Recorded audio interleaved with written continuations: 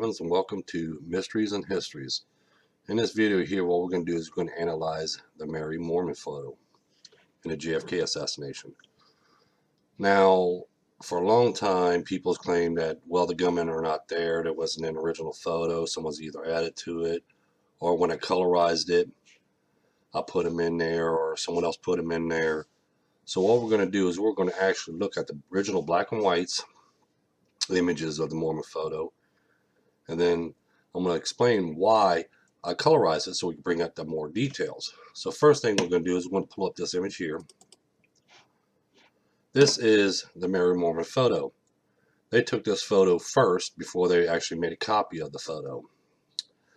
The reason why they do this is they're going to show people that this is the original image here, and then when they make another copy of the image, they can show side-by-side comparisons that, hey, there was nothing added to it. There was no altering or anything else. So the location, if you watch my cursor from my mouse, we're going to be looking in this location right here. So we're going to zoom in on this image right here. Now remember, this is a photo of her image. Excuse me. As you look here, as we're getting close, watch the cursor. We can still see there's someone here, and we see his hands, but we can't see it too clear. Like I said, we're watching an image. We're looking at an image of an image. We know there's somebody here because we can see it right here. You know, just like right here, we can see this gentleman right here. Now, the next image we're going to pull up is the copy the FBI took of this image. Like I said, it's the original image of the Moorman photo, copy, I should say, an image of her original image. And two people can be seen inside the shelter. Now we're going to scroll back and you go to, this is the FBI copy of the Mary Moorman photo. Now what we're going to do again, we're going to zoom in on this location right here again and see what reveals here. So we're going to zoom in, and as you see, we zoomed in all the way. We can actually see one gunman here. We see his hands right here, and we see the rifle, the barrel of the rifle sticking out right here. Again, we can also see the second gunman stand right here on the side of the pillar here, and his rifle's coming up right here. I can zoom in just a little bit more, see if I can hold right there. As you can see, there is someone here, and there is someone right here. Like I said, the original photo, in fact, does show both gunmen in this location. As I showed you, this is the first-hand copy of the Moorman photo that the FBI got, and we can see there is gunmen here. Now, the reason why, like I said, I colorize this image to bring out more detail so we can actually see what the whole image actually shows us. Now we're going to zoom back, and we're going to pull out the colorized image done of this image here, which, as you see, I'm going to switch back and forth here for a minute to show you as we look at the surroundings. Now look over here where my cursor is, right where the shelter is, and keep your eye there, and you're going to see nothing's added there, just the color. You ain't going to see the image change or any altering done. You're just going to see the color added to it, and that's it. Now watch. See? Oops, sorry. See? Just a color being added to it. That's all. As you look at the whole image here, all you're going to do is see the color being added to it and nothing else added to it. Now we're going to zoom in on a colorized image that I did. And we're going to show you, this is the reason why I colorized it. So we can actually see more details of these gunmen and these locations. When it's colorized, when in black or white, all you're seeing is black image and white images, and they're blended in, even with the shadows.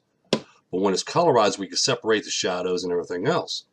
And as you see here, we can see the barrel of the rifle sticking out.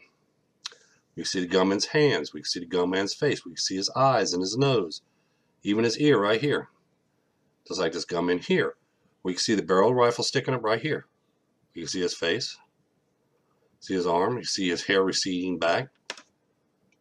Now, what I did here was I pulled up this one and this one. These are side by side, so you can see that there was nothing added to the image whatsoever. We see the face here of the gunman. We see the two eyes and nose and the ear right here, same as we do here. See the nose and the eyes and the ear right here. We see his hands right here. There's his hands right here. Now, like I said, keep an eye on the cursor where I'm pointing to. We can see right here the barrel of the rifle. See the barrel rifle right here. Here's the second gunman right here. Here's his shoulder and his arm extended upward. Here's his shoulder with his arm extended upward. You see the barrel of the rifle right here. Barrel of the rifle right here. See the top of his forehead, and we see his hairline receding back, same as we do right here. So see, the Moorman photo in fact does show both gunmen. As like I said, with people not looking, they're always looking in this location here, because this is basically the location where they're finding the badge man, which is right here, is what they're talking about and pointing out this badge man. So what we're going to do is here is we're going to scroll back again, pull this image up. This is the original. This is like I said, this is an image of the Moorman photo. We're going to zoom in as close as we can, and we see there is nothing really here whatsoever. There is no gunman here or anything else. They just outline the trees and stuff, and then colorize this one little section in just to portray this badge man.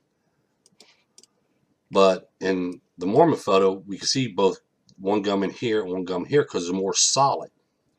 It's not an outline or nothing else. It's more solid. Same as we do when we look at the FBI's image of it.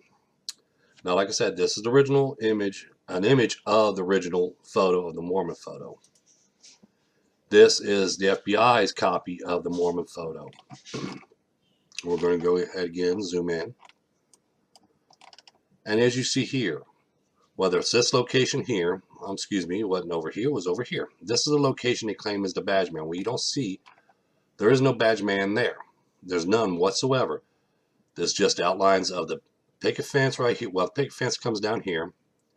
Then we have the line of tree that's going right here because you got a branch sticking out here and up here and stuff, and we got leaves growing on it right here and here.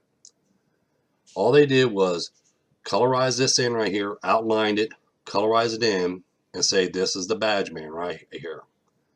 They also, after they came out with the badge man here, and all of a sudden over here they got another gun, they got another man standing here, they got another man standing right here, right behind them. Like I said, that's just adding, that's called altering an image because they're adding to the image which is not even there. But when we come over here and we look and we see with our own eyes, we can see a gunman here and we can see a gunman right here. We can see they have rifles. This is, like I said, this is the first copy, first generation copy that the FBI has on files of the Moorman photo. We can actually see the gunman. There's no outlines that need to be done. They can actually plainly be seen as you see here. Like I said, I colorized the image. I just colorized the image just to get more details. That's all I did. And as you see here, this is a close-up. We see the gunman's face. We see his eyes, his nose, his hands, the barrel of the rifle. Same as we do over here. We see the second gunman. We can see his hairline receding back. We see the barrel rifle sticking up. We see his hand holding it. The gunmen were in this shelter here, right behind Mr. Zapruder, which is standing here.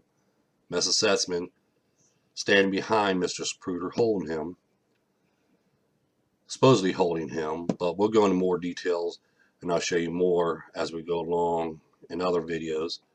Just like as you see here, there is no gunman along the picket fence area anywhere because we can see pure daylight.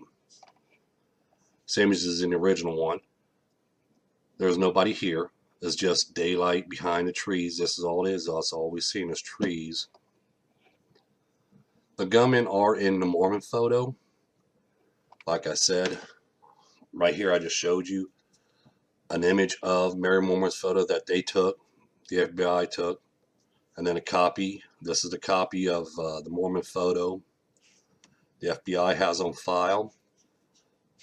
excuse me, I showed you the gunman can be seen in her image. Even in the copy of the image the FBI has on file, I showed you the gunman can be seen there. Then when I colorize it, like I said, I just brought out the more detail. That's all I did. You see here, here's the copy the FBI has on file. Here's a colorize. That's all I did was just add the color. There was nothing else added to the image, just the color.